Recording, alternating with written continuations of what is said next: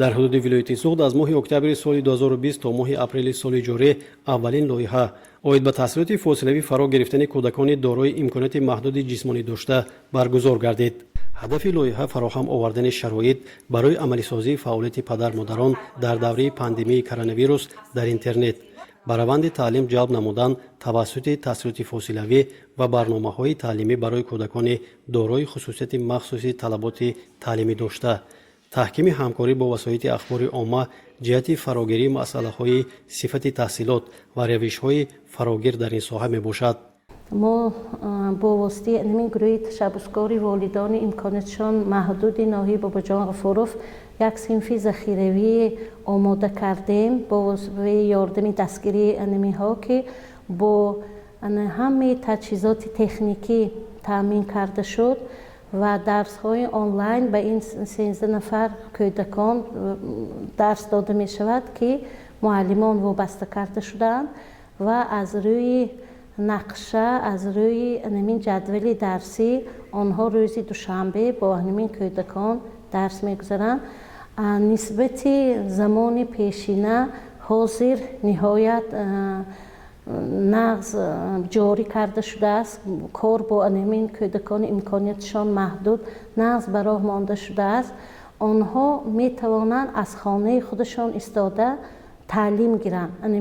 муаллимон бо воситаи онлайн ҳамаи мавзӯъҳое ки дар синфхона бояд дарс диҳанд дар хонашон нишаста омӯзгорон дарс мегузаранд ки ин шароит нисбати кӯдаконе ки ба онҳо ниёз доранд шароит омода карда шудааст.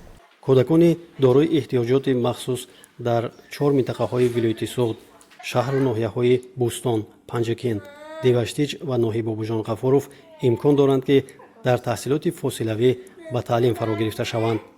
новобаста аз мушкилоти ҷой дошта дар натиҷаи корҳои анҷомдодашуда маълум гардидааст ки тавассути интернет кӯдакон имконияти хуби таҳсил карданро доранд.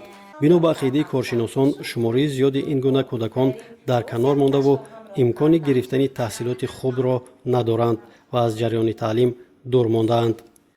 вақте ки сину соли мактабияш омад, хеле ки гуфтам ташкилоти ҷамъияти кӯдакони маъюб дошта шуда бо сарвари Ҳоҷибоева Мухбирахон мо бисёр семинарҳо мегузаштем, рафтем ва ҳамон семинарҳо иштирок мекардем. фаҳмидем ки инҳо ба мактаб иҷозат аст. баъд аз ҳамин вақте ки сину соли мактабӣ расид, мо маслиҳат гирифтем, Мухбирахон маслиҳат гирифта ба ҳамон мактаби тайёрӣ дидем, коғазҳо тайёрӣ карда ба мактаб рафтем. бе ягон мушкилоти моро ба мактаб гирифтанд. мактаб акун ҳаракат карда мебарам, як ҳафтава як бор, баъзе мешавад тезтар, баъзе мешавад ақибтар мебарам. муаллимаҳо мебиён, муаллимаҳо як ҳафтава 8 соат дарсамо бошад, агар 3-4 муаллимаҳо мебиён, муаллими таърих, забони модарӣ, русӣ, математика. ҳама муаллимаҳо омада дарсашону вақташонро гузаронда мераванд.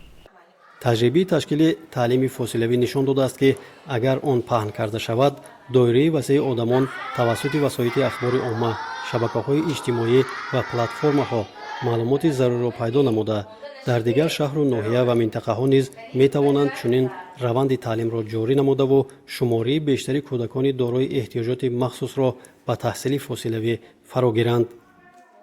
дарси мо дарси инклюзивӣ, дарси онлайн. ба бачаҳое ки ба мактаб омада наметавонанд, мо через онлайн дарсамонро мегӯем ва ба мо бисёртар ҳамин дарс чӣ мешавад, осонтар аст. ба тарзи онлайн ба бачаҳо мефаҳмонем, мегӯем ва бачаҳо ҳама вақт тайёранд, омодаанд ба дарс ва хеле дарсамо шавқовар мегузарад. дар як ҳафта мо як рӯзи шанбе соати 1 дарсамо сар мешавад. ин 20-30 дақиқа давом мекунад дарсамо онлайн.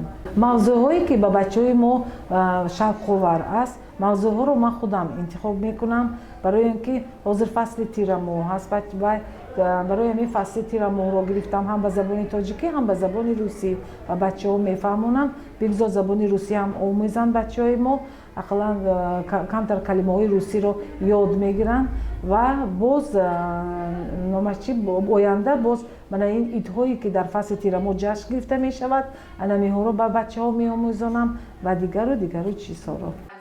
барои ташкили таълими фосилавӣ аз ҷониби IT мутахассисон сервер насб карда шуда барои татбиқи барномаи омӯзишии дарозмуддат ва баргузории мастер-классҳо барои омӯзгорони минтақаҳои таҷрибавӣ шароити зарурӣ фароҳам оварда шудааст.